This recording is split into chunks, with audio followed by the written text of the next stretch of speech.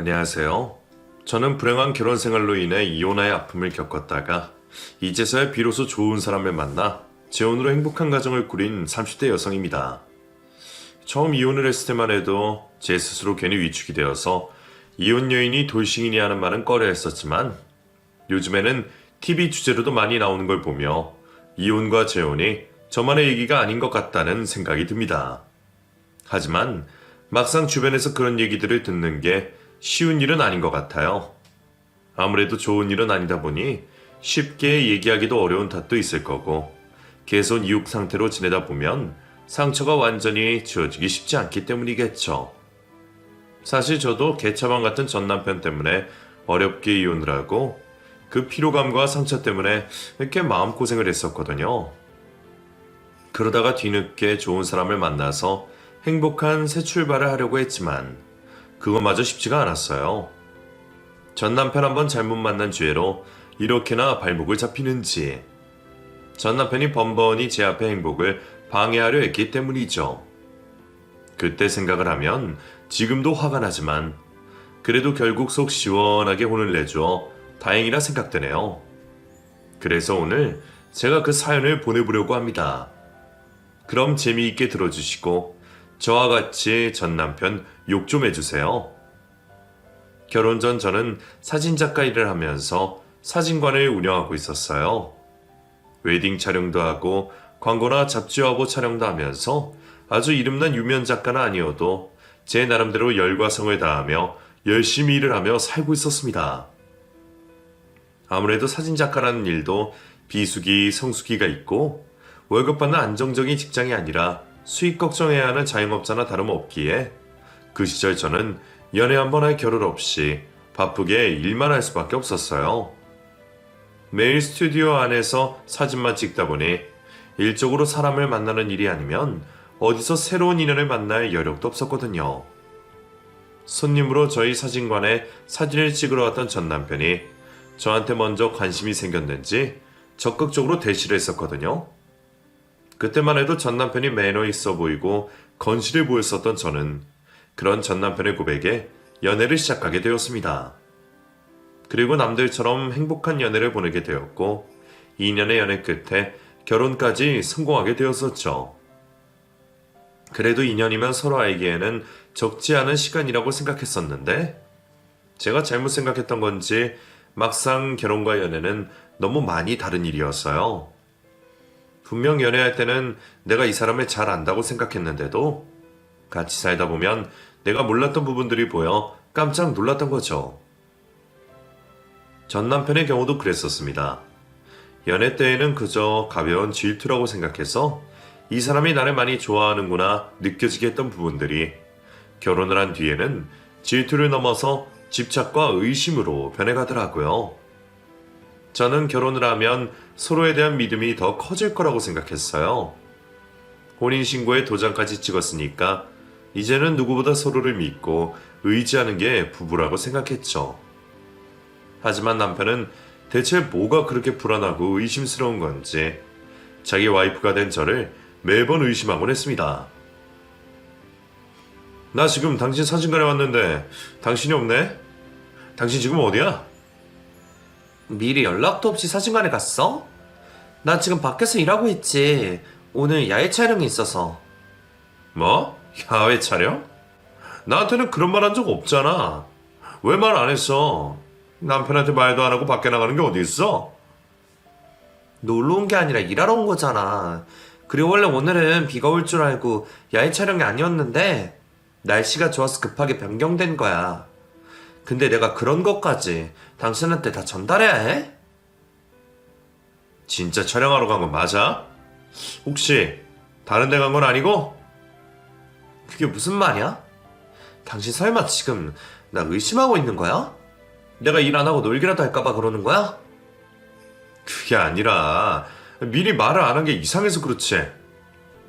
아무튼 이번엔 믿어줄 테니까 다음부터는 어디 가면 간다고 미리 말이라도 해줘.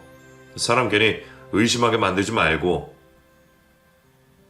처음에는 남편이 제게 이것저것 묻고 챙기는 것들이 저에 대한 애정과 관심이라고 생각했었는데 그런 남편의 관심은 언젠가부터 점점 깊어지고 집요해졌고 이제는 저를 의심하는 것 같았어요. 일을 하러 나간다고 하는데도 제가 말없이 나갔다며 수상하다고 생각하고 혹시나 제가 다른 고객들과 사적인 만남을 가질까봐 전전긍긍하며 걱정을 하더라고요.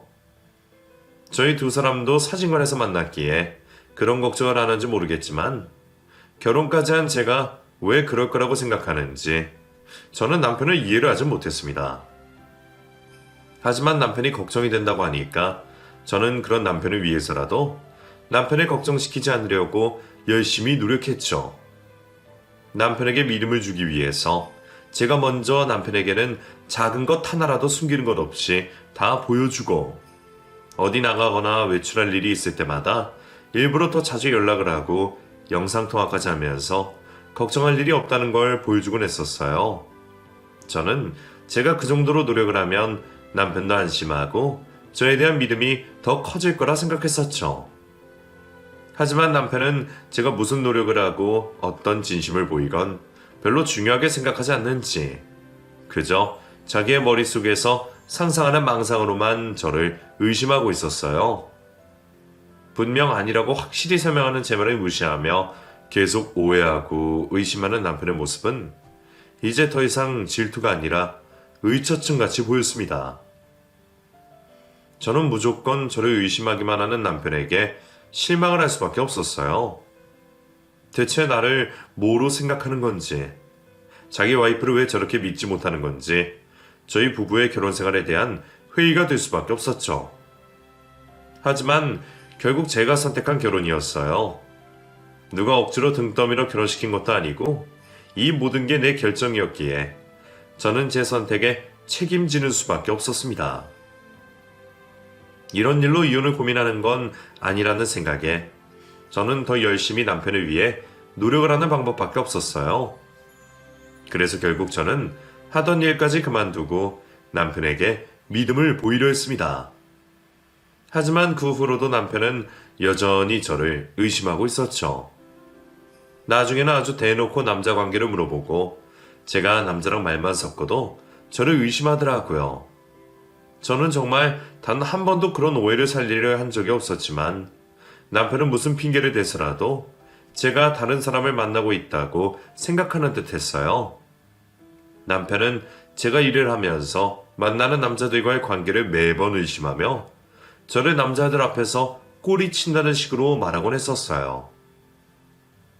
그 전에도 수많은 의심과 오해들 때문에 지쳐가면서도 어떻게든 버텨보던 저도 이제 더 이상 버틸 수가 없을 것 같았습니다. 제가 무슨 일을 해도 늘 그런 식으로 확대 해석하고 사람을 몰아가는 남편 때문에 이런 숨막히는 결혼 생활을 더 이상 이어갈 수가 없을 것 같았어요. 남편이 저를 이해해주고 의처증을 고치지 않는다면 결국 이혼밖에는 답이 없다고 생각했죠. 절대로 변하지 않는 남편 때문에 결국 이혼을 알아보게 되었습니다. 하지만 그때까지는 혹시나 남편이 달라지지 않을까 하는 일말의 기대가 있었기에 남편에게는 먼저 이혼 얘기를 꺼내지 않고 저 혼자 조용히 알아보고만 있었어요. 그런데 그러던 중 남편에게 다른 여자가 있었다는 것을 알게 되었습니다. 언제부터였는지 몰라도 제가 일로 바쁘게 다니는 동안 저 몰래 다른 여자와 데이트를 즐기고 있었더라고요. 저한테는 업무상 하는 전화만으로도 바람을 피운다느니 꼬리를 친다느니 하던 남편이 자기는 저 몰래 다른 여자와 외도를 저지르고 있었다는 게 너무 기가 막히고 황당할 따름이었죠. 결국 남편의 외도를 알게 된 제가 남편에게 따져 묻게 되었지만 남편은 사과를 하고 잘못을 빌기는커녕 오히려 자신의 외도를 제 탓으로 돌리고 있었습니다. 당신이 어떻게 그럴 수가 있어? 나를 그렇게 의심하고 괴롭히더니 어떻게 당신이 바람을 피고 있을 수가 있어? 그래놓고 나를 의심해? 그래, 나 바람 폈다. 다른 여자 만났어. 근데 그것도 다 당신 책임이야. 내가 당신한테 믿음이 없으니까 당신이 나를 불안하게만 하지 않았어도 내가 다른 여자 만나고 다닐 이유가 없잖아. 그런 말이 어딨어. 내가 대체 뭘 그렇게 믿음을 못 줬는데 그거 다 당신 망상이잖아. 이제 와서 완전히 아니라고 할 수 있어? 당신도 지금 나랑 이혼하려고 변호사 알아보고 다녔던 거 아니야? 내가 모르는 줄 알았지? 나 몰래 뒤에서 이혼 생각하고 있었으면서 그동안 당신이 무슨 짓을 하고 다녔는지 내가 어떻게 알겠어? 그거야 당신이 이런 식으로 나를 의심하고 힘들게 하니까 그런 거지. 당신이 나를 믿어주기만 했어도 내가 이혼 생각할 일이 있었겠어? 내 핑계 대지 마. 이제 와서 아닌 척 해봤자 나는 당신 안 믿어. 분명 이혼도 다른 이유가 있었겠지. 뭐 어디 다른 놈이라도 있냐? 그래서 내가 바람났다고 꼬투리 잡아서 먼저 선수 쳐서 이혼하리라도 뭐 하려고 그러는 거야? 네가 무슨 생각인지 뻔히 아는데 나 너 좋은 대로 절대 안 해줘. 이혼하고 싶으면 어디 해봐. 방귀 낀 놈이 성낸다더니 남편은 자기 잘못은 인정하지 않고 끝까지 제가 바람이 났다고 의심을 하며 제게 억울한 누명을 씌우고 있었습니다.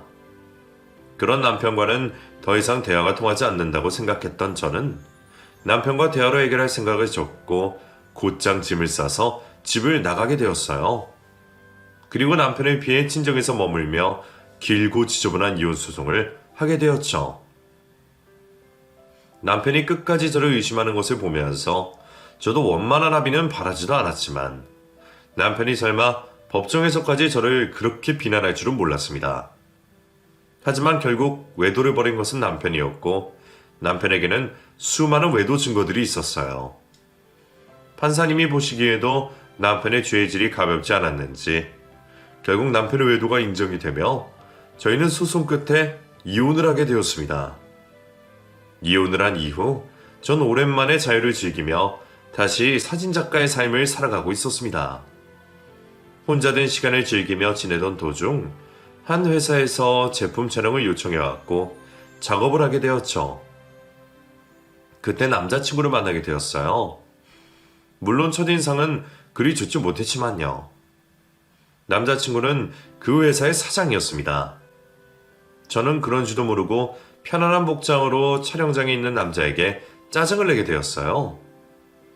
촬영하는 데 방해가 된다는 이유에서 말이죠. 업체 관계자라고 말하면 될 텐데 다른 말이 없어 계속 오해를 하게 되었고 작업 중간중간 촬영에 방해가 될 때마다 한 소리를 하게 되었죠. 촬영이 끝나고 나서야 회사 관계자이고 업체 사장이라는 걸 알게 되었습니다. 다음 일거리를 생각해야 했던 저는 뒤늦게 사과를 하게 되었죠. 그런데 그 남자가 사과로 식사 자리를 요구하더라고요. 그날 식사 자리를 계기로 남자와 만나게 되었습니다. 사랑에 대한 큰 실패가 있어 결혼에 부정적인 저에게 남자는 재촉하지 않고 자리를 지켜주는 것으로 믿음과 확신을 보여줬어요.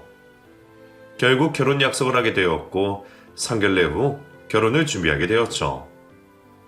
그런데 전 남편이 제가 재혼을 한다는 소식을 듣고 집으로 찾아왔습니다. 당신이 여기가 어디라고 찾아와? 나 당신이랑 할 말 조금도 없으니까 돌아가. 너 결혼한다며? 얼굴 보고 이야기해야 할 것 같으니까 문이나 열어줘. 싫어. 내가 결혼하는데 당신이랑 할 말이 뭐가 있어. 경찰에 신고하기 전에 빨리 돌아가. 문을 열어주지 않자 전 남편은 현관문 앞에 자리를 폈고 큰 소리를 지르며 소란을 일으켰어요. 주변 이웃들이 입는 피해를 생각한 저는 어쩔 수 없이 남편의 집안에 들이게 되었고 빨리 돌려보내려고 했죠. 다 끝난 지 한참이 된 바닥에 무슨 할 말이 있어서 찾아왔는데. 은진아, 나 다 알고 있으니까 이제 그만해라. 그렇게 하지 않아도 네 마음 다 알아. 무슨 소리야? 왜 이런지 다 알고 있으니까 그만하라고. 너 내 관심 끌려고 이러는 거잖아. 내가 질투심 유발하려고 일부러 연기하고 있는 거 다 알고 있다고. 어디서 무슨 소리 듣고 헛소리 짓거리는지 모르겠지만 나 당신의 관심이 요만큼도 필요 없어. 그러니까 이제 확인했으면 내 집에서 나가. 내가 잘못했어. 그러니까 이렇게까지는 하지 말자. 너 아직 나 좋아하잖아. 내가 잠깐 실수를 했는데 지내다 보니까 너만한 여자가 이 세상에 없다는 걸 느꼈어. 내가 앞으로는 너를 두고 다른 여자 만나지 않겠다고 약속할게. 그러니까 이제 기분 좀 풀어라. 고세 바람난 여자와 헤어지기라도 한 것인지 전 남편은 저와 다시 잘해보려고 수작질을 걸어왔습니다. 이 남자와 결혼을 했던 저의 선택이 인생 최악의 선택이었기에 또다시 실수를 되풀이할 수 없었던 저는 확실히 하려고 했죠. 내가 미쳤어? 당신 같은 사람을 다시 만나게? 내 평생에 가장 후회되는 일이 당신을 알게 된 거야. 사랑에 빠져서 콩깍지가 씌었다고 해도 당신처럼 저질인 사람을 못 알아본 내가 원망스럽고 후회된다고. 나 당신 같은 사람 그냥 아는 사람으로도 곁에 두고 싶지 않아. 당신과 잠시 스쳤던 내 인생 도려내고 싶을 정도로 더럽다고. 그러니 나한테 개수작 부리지 말고 당장 꺼져. 나 역겨운 당신 얼굴 1분 1초도 보기 싫은 사람이니까. 제 단호한 모습에 전 남편은 당황한 기색이 역력했어요. 그리고 매우 화가 나 보였죠. 저에게 무시와 욕을 바가지로 먹자 화가 났던 전 남편은 성질을 부렸습니다. 내가 애정이 있어서 지 인생 말아먹으려는 너 도와주려고 했더니 뭐가 어쩌고 저째? 역겨워. 야, 나야말로 역겨워.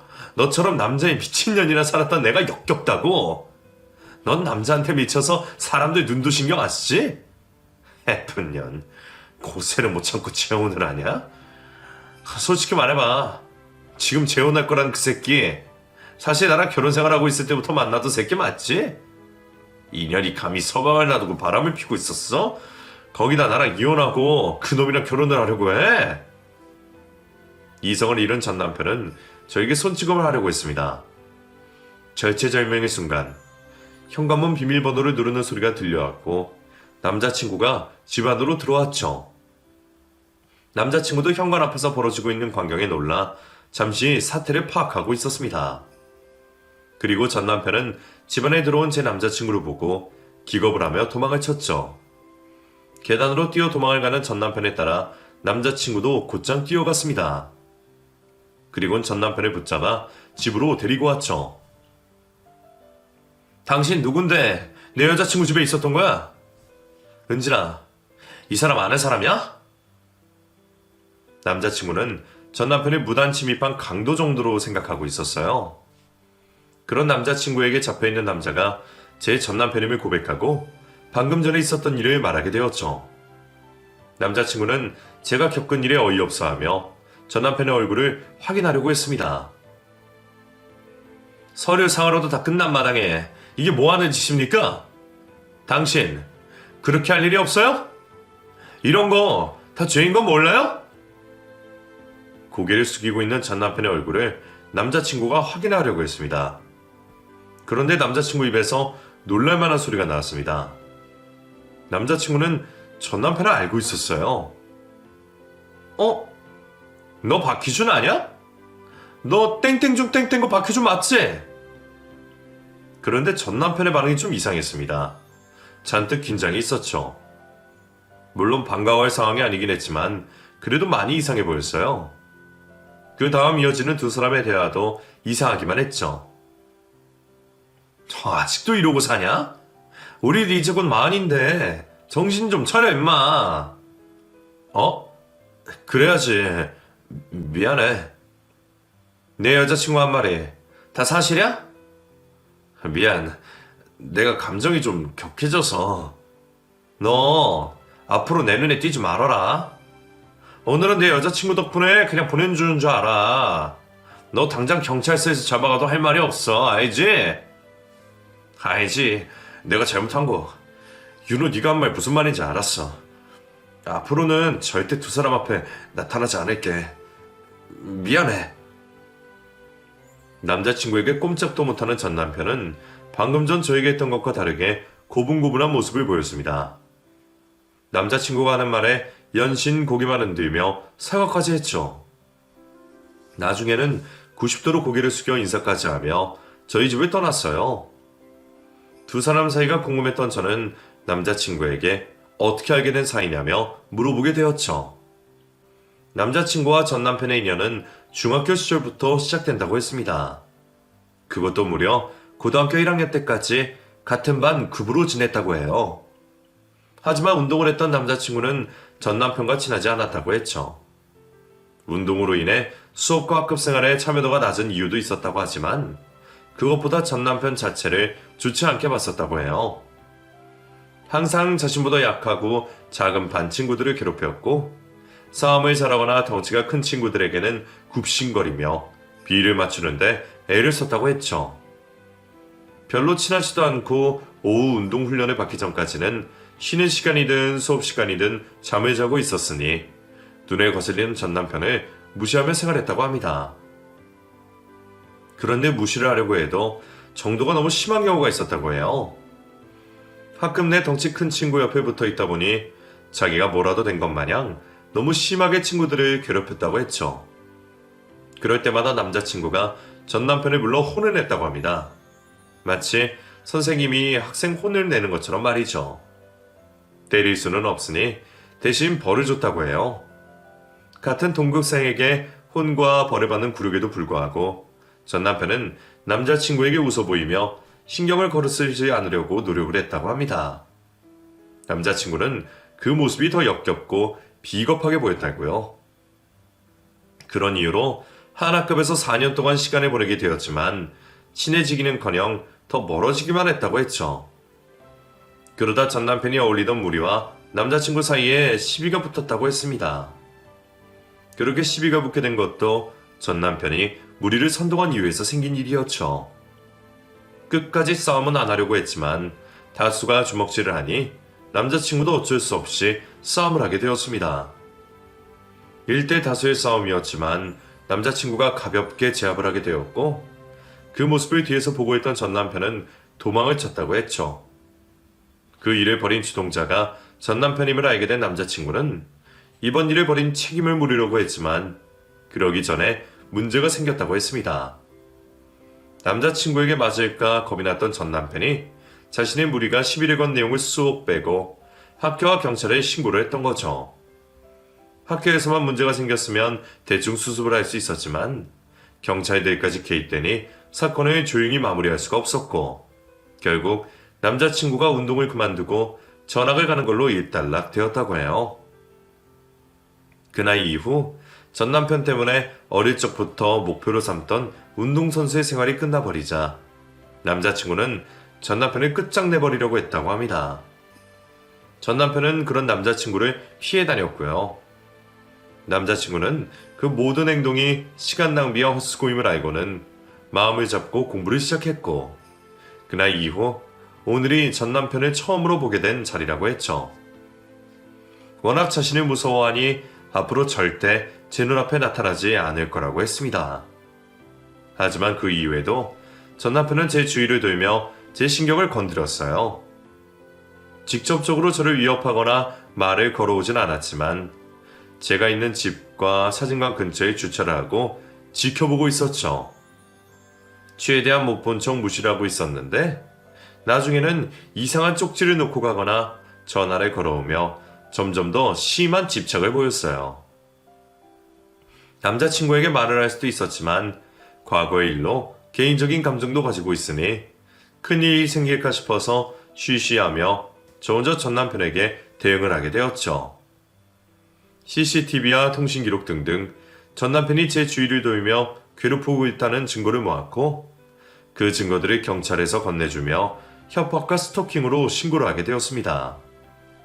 그 증거들을 토대로 나중에는 접근 금지 신청도 할 수 있었죠. 제가 할 수 있는 모든 조치를 취했지만 불안한 건 마찬가지였어요.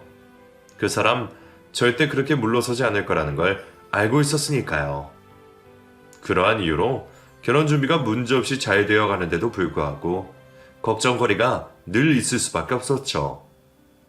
최대한 남자친구에게 내색을 하지 않고 지내고 있었는데 남자친구 입에서 제 귀가 솔깃해지는 정보를 듣게 되었습니다. 남자친구가 운영하고 있는 사업 중 하나인 음식점 프랜차이즈 가게를 전 남편이 가맹점 점주로 일하고 있다고 했죠. 은진아, 박희준 걔 요즘은 네 앞에 안 나타나지? 어? 그날 이후 본 적 없어. 근데 갑자기 그건 왜 물어봐?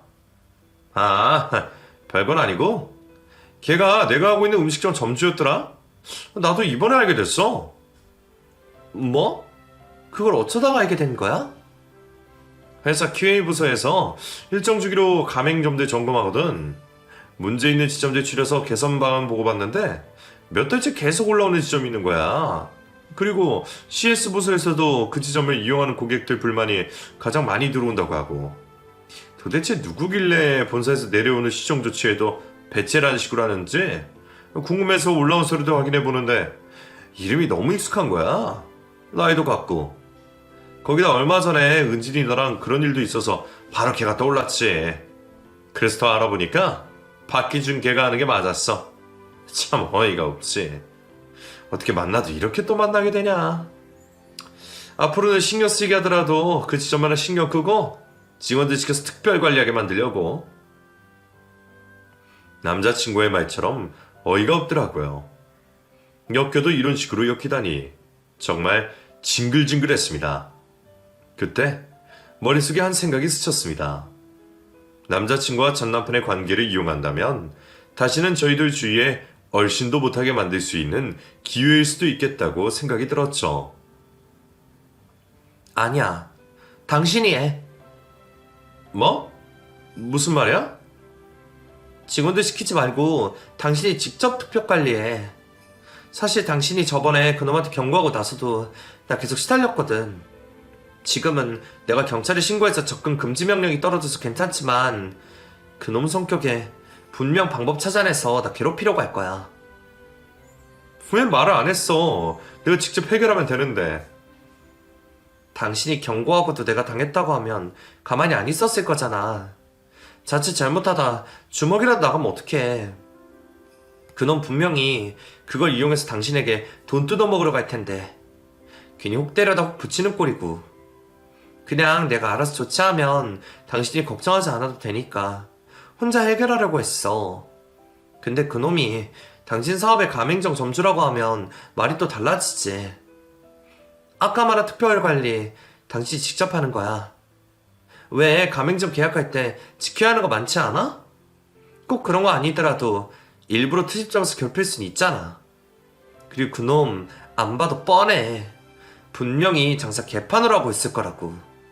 괜히 눈에 불 켜고 트집 잡으려 할 필요도 없을 거야. 계약상이든 법이든 어기는 게 널려있을걸? 남자친구와 대화를 나누고 난 뒤부터 흥미진진해졌어요. 앞으로 어떤 복수가 시작될지 기대가 될 수밖에 없었죠. 남자친구는 그 복수극을 바로 다음 날부터 시작했습니다. 그리고 복수가 진행되고 있는 상황을 저와 공유해 주었죠.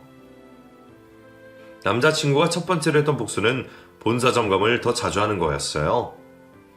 이미 몇 번의 시정 조치가 내려갔음에도 개선이 되지 않는 걸 핑계로 더 엄격하고 깐깐한 점검이 들어갔죠. 수시로 하는 본사 점검으로 인해 전 남편은 꼼수를 부릴 수도 없었을 뿐더러 장사도 제대로 할 수가 없었습니다. 일부러 공급이 원활하지 않다며 매상이 많을 수밖에 없는 날에 재료를 공급하지도 않았죠. 그런 일 말고도 본사와 가맹점이라는 갑과 을의 상황을 이용하여 전 남편을 괴롭히게 되었습니다. 결국 참다 못한 전 남편이 본사의 갑질이 너무한 것 아니냐며 회사로 찾아와 따져 물었다고 했죠. 이제 왜 이런 일이 일어나게 되었는지 전 남편에게 확인을 시켜줄 시간이 된 것 같았어요. 저와 남자친구는 손을 잡고 전 남편이 하고 있는 음식점 안으로 들어갔죠. 갑작스러운 저희 두 사람의 등장에 남편은 많이 놀란 듯 보였어요. 하지만 그 모습도 잠시 곧바로 표정이 변하며 짜증을 냈죠. 아이씨 뭐야, 누구 놀리러 왔어? 나한테 두 사람이 무슨 볼 일이 있어서 여기까지 왔는데. 요즘에는 네 주위에 나타나지도 않잖아. 됐고 짜증나게 하지 말고 나가. 안 그래도 본사에서 백 개똥 같은 소리 하고 있어서 짜증나니까. 우리 희준이가 학창시절이랑 많이 달라졌구나. 옛날 같으면 기분 나빠도 내 앞에서 표현 못했을 텐데 이제는 짜증도 내고 세월이 많이 흐르긴 했나봐. 뭐라는 거야. 내가 저번에는 너무 오랜만이라 학창시절 모습이 나왔는데 여기 사회야, 알아? 네가 주먹 좀 쓴다고 그거 믿고 까불 수 있는 곳이 아니라고. 왜? 여기는 주먹 따위보다 법이 먼저거든. 아니다. 야, 나 그냥 때려. 장사도 안 되는데 너한테 먹고 게임값으로 돈 좀 벌자. 때려보라고. 본사에서 계속된 점검과 제재로 인해 이미 폭발 직전인 전 남편은 저희에게 되려 몸을 들이밀며 위협을 해왔습니다. 그 모습을 보고 가짜나던 남자친구는 주머니에서 지갑을 꺼내 명함을 전 남편에게 건네주었습니다. 뭐 어쩌라고. 어차피 너한테 맞고 바로 경찰 부를 거니까 명함 따위 필요 없어. 합의금 받으려면 내 연락처 필요할 거 아니야. 돈 얼마나 원하는지 통장 번호는 뭔지 알려줘야 합의금 주는 거 아니야? 그러니까 명함 먼저 받아. 너 뭐하고 살길래 지가 없는 것처럼 행동하냐? 내가 합의 안 해주면 어떡하려고? 너 인생에 빨간 줄 그이는 거야. 너 돈 많아? 내가 요구하는 합의금 줄 만큼? 야 장은진, 너 인생 바닥에서 살기로 결심한 거냐? 만나도 이런 놈이나 만나고. 전 남편은 남자친구의 명함을 건네받으며 우리 두 사람을 비꼬았습니다. 그리곤 자신만만한 표정으로 저희를 한번 쳐다본 뒤 남자친구의 명함을 보았죠. 남자친구의 명함을 보자마자 전 남편의 동공과 손이 떨려왔습니다. 그제서야 남자친구의 정체를 알게 된 거죠. 뭐야? 왜 네가 여기 사장이야? 나는 사장하면 안 되는 법이라도 있어? 왜? 운동만 하던 놈이 회사 사장 자리에 있을 거라고는 생각을 못했나 보지? 말도 안 되는 소리 하지 마. 네가 무슨 수로 사장이 돼? 그래, 너 이 새끼 나 속이려고 명함까지 받구나? 너 이렇게 사칭하는 게 범죄인 거 몰라? 야 장은진, 설마 너 얘가 여기 회사 사장이라고 생각해서 결혼하려고 하는 거야? 야, 너 속고 있는 거야. 이 새끼 고등학교 때까지 연필이라고는 쥐어본 적도 없는 놈이라고. 근데 무슨 회사 사장을 하고 있어. 전 남편은 남자친구의 정체를 믿지 못해 자신을 속이려 거짓말하고 있다고 생각했죠. 감당하기 힘든 현실에 어떻게든 외면을 하려고 혼자서 북치고 장구치는 전 남편의 모습을 보니 웃음이 터져 나왔습니다. 제가 깔깔거리며 웃게 된 거죠. 그 모습을 보곤 전 남편은 제가 큰 충격을 받아 정신을 놨다고 생각했나 봐요. 른진아, 이제 걱정하지 마. 내가 도와줄게. 이 새끼가 너 속여먹은 거 보상받을 수 있게 해줄 테니 이제 나만 믿어. 무슨 헛소리 그렇게 길게 하냐? 정 못 믿겠으면 본사에 전화해봐. 아니면 인터넷에 검색이라도 해보든가. 아마 회사 기사 나 인터뷰 때문에 내 얼굴 나와 있는 사진이 몇 개 있을걸? 믿기 싫겠지만 내가 네가 가맹점으로 있는 회사 사장님 맞아. 그건 그렇고 쓰레기 같은 놈 주제에 믿긴 뭘 믿어? 너 자기 객관화가 너무 안 되는 거냐? 아니면 진짜로 너 정도면 괜찮은 놈이라고 믿는 거냐? 너 내가 중학교 때부터 봐왔지만 너 같은 쓰레기는 본 적이 몇 번 없어. 지보다 약한 사람이라고 판단되면 악랄하게 괴롭히고 자기보다 좀 강하다 싶으면 알아서 기는데 아니라고 할 수 있어? 너 내가 회사 사장인 걸 알고 나서는 벌벌 길 거잖아. 근데 너 같은 놈을 믿으라는 말을 하냐? 전에도 너한테 진절머리 나도록 당한 사람에게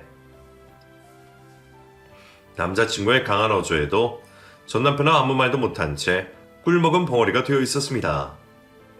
자신에 대한 설명이 딱 들어맞아 반박을 못하는 건지 아니면 남자친구가 회사 사장이라는 이유 때문에 말을 하지 못하는 건지 모르겠지만 윽박을 지르는 남자친구에게 고개를 숙인 채 잔뜩 움츠려 있었죠. 왜 말이 없어? 아까는 혼자서 별쇼를 다 하더니. 그래서 어떻게 해줄까? 아까는 합의금 필요하다며. 그러면 이제 내가 더 실컷 패면 되는 거지? 오랜만에 옛날로 돌아간 것 같아서 좋을 것 같다 희준아. 아니 그게 내가 가게 사정이 좀 좋지가 않아서 순간 욱해서 말실수를 한 거야. 아까 내가 한 말을 잊어줘. 좀 전의 일들은 내가 사과할게. 근데 유로야, 내가 얼마나 상황이 안 좋으면 그냥 우연히 가게에 들어왔을 수도 있는 너희 두 사람을 보자마자 짜증을 냈겠어. 나 요즘 정말 힘들어. 그래서 말인데 나 좀 도와주면 안 될까? 우리가 그래도 나름 중학교 때부터 알고 지내온 사이인데 친구 좀 도와줄 수 있잖아.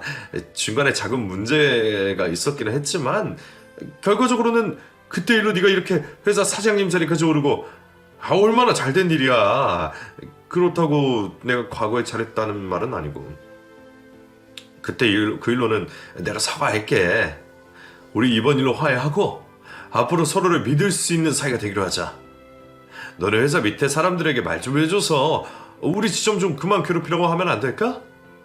너무 정신없이 몰아치니까 장사를 못하겠어. 윤호야, 부탁 좀 하자. 비굴하고 야비한 사람이라는 건 진작에 알았지만 염치에 자존심도 없는 사람인 줄은 처음 알았습니다. 자신의 얼굴에 대고 욕을 하는 사람에게 도와달라 부탁을 하는 걸 보며 속으로 놀라고 있었죠. 얼마 전부터 유독 심하게 여러 번 본사에서 확인하러 나오지 않단? 그거 내가 담당 부서에 특별히 관리하라고 해서 그렇게 된 거야. 내가 그때쯤에 알게 되었거든. 너가 우리 회사 가맹점 점주라는 걸. 근데 품질 관리, 고객 만족 담당 부서 내에서는 한참 전부터 유명하던데? 갑질 가맹점으로? 너 본사 점검 나왔을 때 지적받은 것들 조치한 적 없다면서? 다음 점검 때만 사람들 눈 속이고 며칠 지나면 똑같다고 하던데. 정량도 안 지키고 사은품 들어온 거 빼돌리고. 너 때문에 들어온 불만사항이 얼마나 많은 줄 알아? CS팀, QA팀에서 올라오는 서류에 너네 가게 단 한 번도 빠진 적이 없더라. 그래서 내가 직접 확인하다가 알게 됐어. 그 이야기 은진이에게 말해줬는데 네가 접근금지 명령 받기 전까지 괴롭혔다는 것도 듣게 되었고, 그래서 내가 특별관리하라고 한 거야. 너희 가게에서 벌어진 일들 내가 직통으로 보고하면서 내 지시하에 쥐잡듯이 너희 가게 털고 있었던 거고. 근데 우리 본사 측에서 잘못한 건 아니잖아. 애초에 그렇게 장사를 하면 안 되지. 점검 나오는 기준에 맞게 준비해오면 아무 문제 없는 거 아니야? 그게 너무 심하다고 생각이 들어서. 그래, 내가 잘못한 거겠지. 앞으로 내가 신경 쓰고 잘할게. 내가 괜한 소리를 했네. 미안. 일 이야기는 이 정도면 된 것 같고 이제 본론으로 들어가 봐야겠다. 너 내가 은진이 앞에 나타나지 말라고 했어, 안 했어? 그게... 뭘 꿈을 대? 대답 빨리 안 해? 해서... 그런데 은진이 앞에 나타났지? 거기다 내 경고 무시하고 나타나는 것도 모자라서 괴롭히기까지 했고. 야, 박희준, 너 정신 나갔지? 학교 졸업하고는 너 관리하는 사람 없으니까 네 마음대로 해도 되는 줄 아나 보다. 그게 다른 감정이 있어서 그런 건 아니고. 야, 내가 학교 다닐 때 거짓말 하려고 하지 말고 대답 똑바로 하라고 했지. 그리고 대답하기 전에 뭐 먼저 하라고 했어? 기억 안 나? 학교 다닐 때 기억 다시 나게 해줄까? 아니, 기억나. 내가 괴롭힌 사람에게 먼저 사과하라고 했어. 은진아, 미안해. 너도 알다시피 내가 좀 찌질하잖아. 그래서 너 어떻게든 다시 돌아오게 하려고 노력하다가 그만 실수를 한 것 같아. 그것도 윤호랑 결혼한다고 하니까 질투심도 생기고 화도 나고. 그래서 내가 진심으로 사과할게. 용서해줘. 남자친구와 전 남편의 학창시절을 직접 본 적이 없었지만 눈앞에서 펼쳐지는 광경으로 충분히 알 것 같았습니다.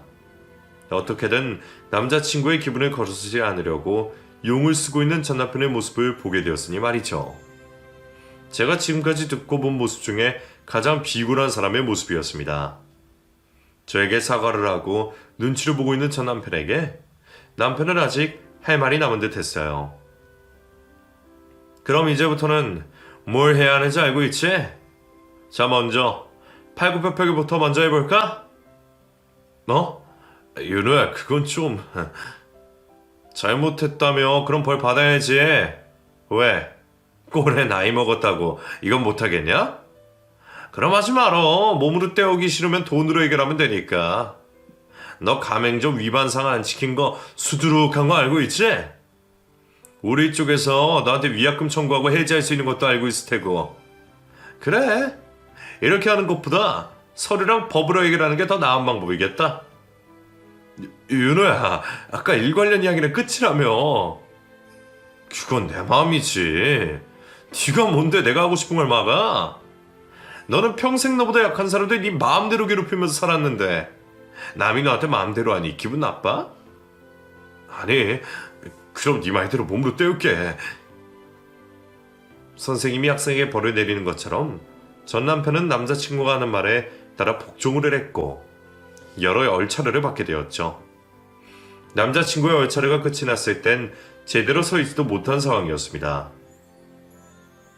그래, 네가 이 정도 성의를 보여주니까 내 마음은 좀 풀린 것 같은데?